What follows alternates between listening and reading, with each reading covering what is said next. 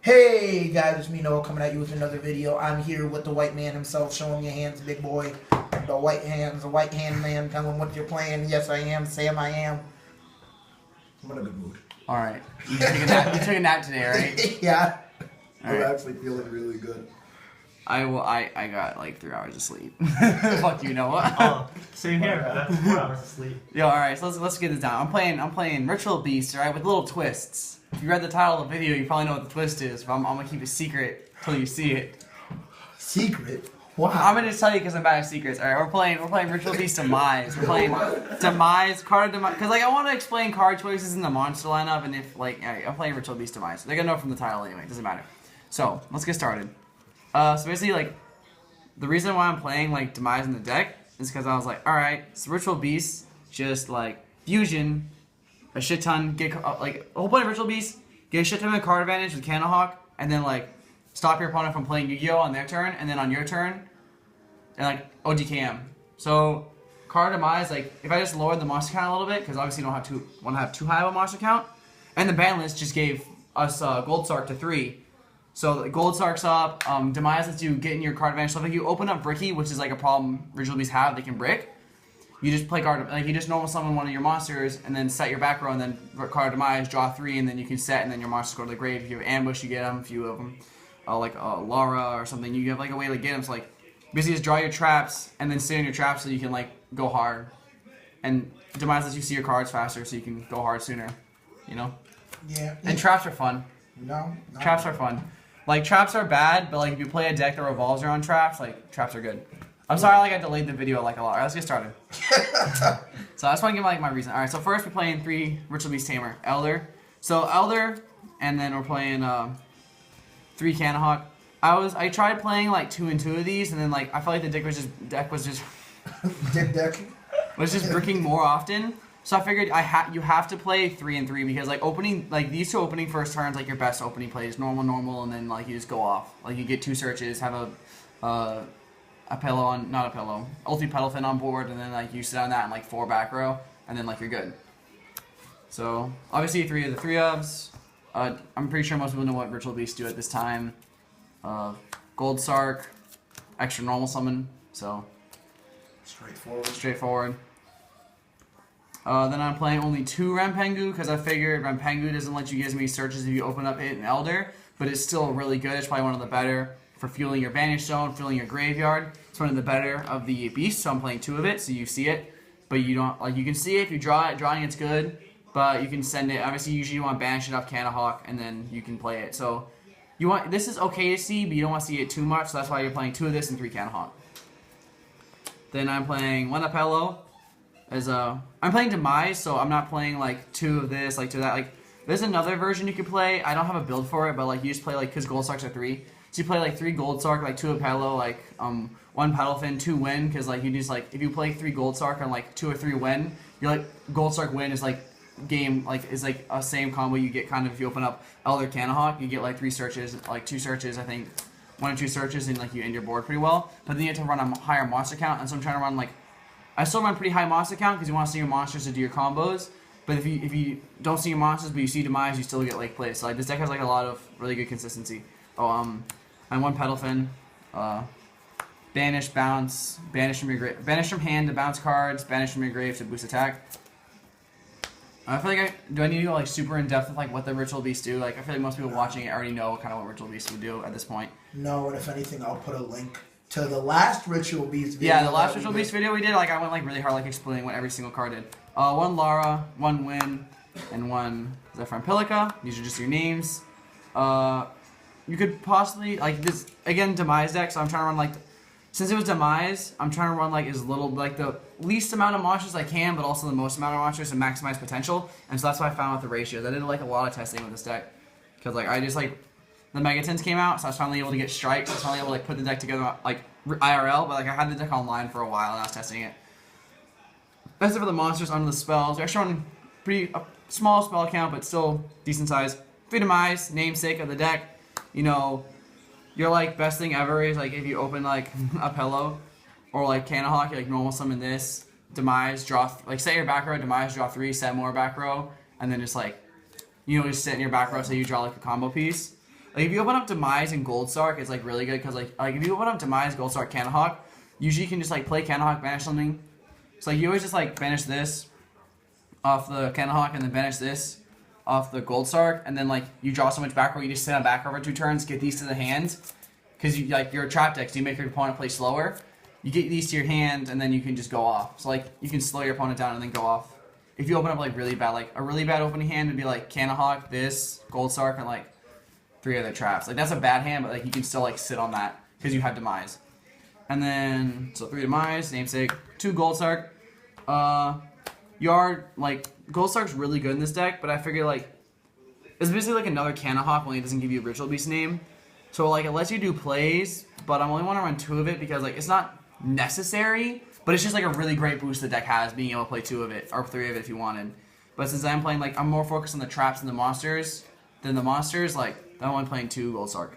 Dude, I just want E-Drags back. Gold Sark. Can you not? Oh, E-Drags back. Alright, so if E-Dragons come back, I guess Public Judgment to 2. Oh, are you serious? Yeah. No, because that card literally can make that deck tier 1. E-Dragons are just tier 1 by itself. That's Exactly. So why would... Alright, whatever. 2 MST, because back row's a problem. You don't want to get your ulti Canahawk Solemns. That kind of like loses you the game. Well, it doesn't lose you the game, but it puts you really far back. So MST is really good to clear back row. And also, if you're going against another Demise deck, you can MST stuff. You don't want to play Twin Twister because you want to keep your cards in hand. You don't really want to send them to the grave unless you have like a easy way to access them to combo into them. So like Twin Twister is just good, just the 1-for-1 with your opponent's back row. Obviously the 1 Defissure because like Ritual Beast, don't care. 1 E-Telly, limited to 1 now. It doesn't really affect the deck. I was only playing like 1 of it before. It's just really good. It helps you unbrick your hands, but like you don't need it. And then I'm playing 1 Bonds. I cut the Bonds down because you are more focused on the trap. So OTKing your opponent, you don't need to OTK them as fast as you did before. So having the 1 Bond's good. And then 1 Upstart Goblin just to increase consistency, you know. Then onto the traps now. This is the meat part of the deck. the meat. The meat. The meat. 3 Steeds, non-targeted removal, like 3 Ambush. This is your Reborn trap. You just do this on your opponent's end phase and then so you contact out and then you do this and then you have 4 Ritual Beasts on board and then you just Steeds for 4. So like that's like just what the deck does. Like you do all your searches and then you Steeds. Like contact out, play this, Steeds for 4, and then your opponent loses 4 monsters because it doesn't target. So like that's what the deck's like. That's nasty. And then like you have Defissure up, you just like banish all their cards you just hit, or if you have like Macrocosmos out. That's ridiculous. Yeah. And so like another card, 3 Mirror Force. This can honestly be. I'm playing regular Mirror Force because I really don't have. I like regular Mirror Force with the interaction with Defissure and Macrocosmos because if they run into this and you have Defissure up, like it's better than having Storming. Well, it's not better. Drowning's probably the best, but it's easier to play because you can have a board. They run into this and their whole field gets banished, and that's like a disgusting combo. You could play Storming. You could play Blazing if you wanted. Blazing's bad. I wouldn't recommend it. A card I wanted to pick up but I couldn't pick up was Drowning. I'd probably play like maybe I might think about playing like I don't know. I feel like 3 Mirror Forces is the best. You want to play 4 Mirror Forces. I feel like 2 like 3 Quaking's probably the best, but I can't get Quakings. So I might play like 2 Stormings and like 2 Stormings, 1 Drowning or something because Drowning's actually pretty easy to pull off in the deck because like you can just like not if you draw like all traps and Drowning, you just set Drowning, your opponent walks into Drowning, the whole field gets banished, you draw in like 1 monster and then like you go off in your turn. So 3 Mirror Force, regular 1. Oh, also another reason I don't like this one, I like Storming better more or Quaking better is you run Steeds, so you can already like hit 5 of your opponent's monsters. You don't need this to hit their monsters. So like I'd much rather have like Storming to bounce them back, so I have non-destruction master removal instead of choose destruction master removal spells. But I could only find 2 Storming, and I didn't want to like proxy one for the video, you know. So play 3 Storming and 3 Quaking. Those are the best. Yo, he's so good to you guys. He doesn't even proxy. Yeah, you see that? 2 anti-spell because ooh yeah, I've had these for so long and I actually finally put them in the main deck. This card's insane. Like if you draw this card, like you can just like win against your opponent. Like it's so dumb. I'm not playing 3 though because like again you do need to play your spells, but like you don't have to play your spells. Like if you have anti-spell up, you can't Demise right away. But usually you draw into Demise. Like your first turn, you just draw into this with Demise, and then set it, and then like you have a bunch of back row, and then you don't really need to activate spells once you get like a Demise off. But it does slow down like your E-Telly, it does slow down your like Bond, and it does slow down Gold Sark, so it hurts you a little bit. But it hurts your opponent. It hurts almost every matchup in the meta right now more than it hurts you. Like this against Blue Eyes is game. This against Monarchs you happen to go against, it probably not as game. This against Pendulums is game. Like Cosmos, it probably hurts them even more now because they don't have Dark Destroyer, so they're playing a lure to turbo through their deck more. Hurts their Caudal Town. Like this card is just such a floodgate. It's so good. Then obviously you're playing 1 Macro, 1 Vanities as your other floodgates. Only 4 floodgates because I figured, you know, you are drawing a lot with Demise if you do draw it, so you don't want to have too many floodgates up because then your board gets clogged and you can't Demise for the maximum amount of advantage. Again, Macro Cosmos doesn't affect you because you want your cards banished so you can tag out. And Vanities you can turn off at any time because, like, if you use like normal summon Rampengu activates effect, you banish one, send them in the graveyard, turns off Vanities because it sends from deck to grave. You can just like Steeds, playing Steeds if this is up, blows up your opponent's board. It's like on their end phase, Steeds blow up their board and then like chain ambush and then get your monsters back and then go off on your turn because you turn your Vanities off, which is only for their turn only. That's gross. Yeah, and then finally, you know, we gotta run them young Solemns. So we run 2 strikes and 1 warning. I don't want to play 3 strike because, like, again, paying life points, you want to play too many life points because you're just helping your opponent kill you. But being able to like have these is just so good. I'm so happy that the Megatons came out, so I was able to pick up strikes because I wasn't able to pick up before because I was lazy and I didn't want to buy them because they were like $40. And like everyone who had strikes, like if you have strikes, you're not trading them. Yeah. Like, that's the thing, like. Unless it's like one of those like asshole like really like rich traders that literally has like a copy of every card and they're like they look through your binder and like even though you have some cards of value they like unless you have like meta stuff they don't want it. But I understand, so like that's why I'm glad it came in the reprint. You know, help these casual players out. You know. Who? Oh, I'm a casual player. Who? All right, you know what? I'm just because I'm a casual doesn't mean I'm bad. Like I don't play in tournaments basically. That's it for the main deck. On to the extra deck. Nobody cares about your extra deck. What do you mean? This is the most important part of the deck. Yeah, I bet. Yeah. Go ahead, tell me about your card. I know. Go ahead. Tell me about your card hawk at 1. Yeah, this card's at 1. It probably isn't gonna come off to 1. If this card was at 3 and the deck right now, I'd say this deck has a really like this deck for being rogue right now. I'd probably say like if I was gonna enter any tournaments for tomorrow, not tomorrow. Any tournaments in like the near future, I'd probably enter with Ritual Beast Demise because this deck's like really strong and you have really strong side deck options because you can side deck into you can't side deck into Rivalry of the Warlords because all your cards are different type. You can side into Gozen Match because all your shit's wind. Yeah. So like you can side into Gozen Match and play like you don't even have Gozen Match up and it fucks Cosmos. It wouldn't hurt Blue Eyes at all. It fuck Monarchs if they're even played like ABCs. They're all Earth or are they like Dark and Earth? And I think they're Dark and Earth. There's some I don't know much about ABCs. I know they're gonna be really good though. really Gozen Match is like not as good as Rivalry of the Warlords obviously, but you can't play Rivalry and Gozen Match is still good. And then you could side into like another anti-spell. You could side into like Cycle Reader for the hand. Oh, you wouldn't want to side into the hand trap necessarily, but you can side like Magic Deflector. Just all you have access to like every single side deck card, except for Rivalry. But this card's really good. Obviously, it's the best card in the deck. It lets you get all your searches off, all your advantage. 2 ulti Pedalfin, 1's to send off Rampengu, 1's for summoning, first turn usually. 3 ulti Apelio, 2 is for the OTK, 1 is for sending off Rampengu. 2 ulti Guy Apelio. You hardly ever summon this like it's like the actual way to summon this. And someone mentioned in the comments of the other Ritual Beast video, if you bonds for this, you can't use this effect to negate stuff because it wasn't properly summoned. And I didn't check the ruling, but I reading the card. Let's see.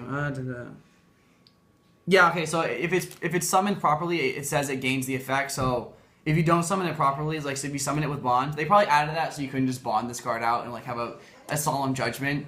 Yeah. So if you summon it regularly, it can solemn judgment things, but if you don't, it just becomes a 32 beater that you've usually apelloed twice, so it's like a 4200 beater that's like just for game for like 26, 26, 42 or 37's game.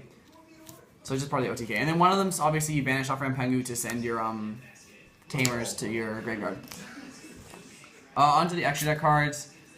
These are not the extra deck. These are the extra cards you play, and then onto like cards that like you never touch. Well, cards that you do touch first. I'll have the 1 Castel. The 1 Emerald, because if you lose your Rampengu, if you lose your Cannahawk, if Cannahawk gets like solemned or like goes to the grave, you lose. So you want to play like you want to play the 1 Emerald because you can just like ambush and then like normal summon a 4 and then make Emerald and then put it back and then you can keep doing all your shit. 1 Castel, spend stuff. 1 Dweller. These are the only 3 you're actually gonna make. If I had Chidori, I'd probably put Chidori in here. I don't, so let's just go with some random cards that we play. 101, don't summon it. Diamond Dire, don't summon it. These cards, don't summon it. Like, you barely ever make Rain Forest. They're just there in case you need them in, like, dire situations. But usually your main deck stuff and all your traps should be enough to get rid of any opponent's board they can make. Or, like, break through any opponent's field. Because, like Steeds is, like, such a good card. Because it's just, like, non-targeted mass removal. It's so good. It, like... And the deck wins basically by, like, just out-advantaging your opponent. Because, like, when you, like, second turn, you can get, like, 4 searches off with, or 3 searches off with Cannahawk and still end with the OTK. Like, it's disgusting. It's like turn 1. What? You're disgusting. Okay. Sorry. I love you. Yeah, no, it's alright. I'll just remember that when I get my hat back finally. Yo, revive me! Yeah, it's alright. Alright, no, that's it. That's it for my Ritual Beast deck. You know, we playing... So I feel like the deck is... Also, the deck's like dirt fucking cheap. Like, well, actually, no, it's not. I lied. We're playing 3 Demise and Strike. Never mind. Ritual Beast himself, this archetype is dirt cheap. And if you happen to have all the floodgates, then the deck's also dirt cheap. Like, I also happen to have... Because I just happen to have, like, every card in Yu-Gi-Oh! For some reason. Because I, like, build every deck once. You're gross. Alright, you know telling me that when I gave you all the BA stuff for free. Yo, I'm sorry, though. The BA deck profile is coming next. But remember to like, comment, and subscribe, and I'll see you next week.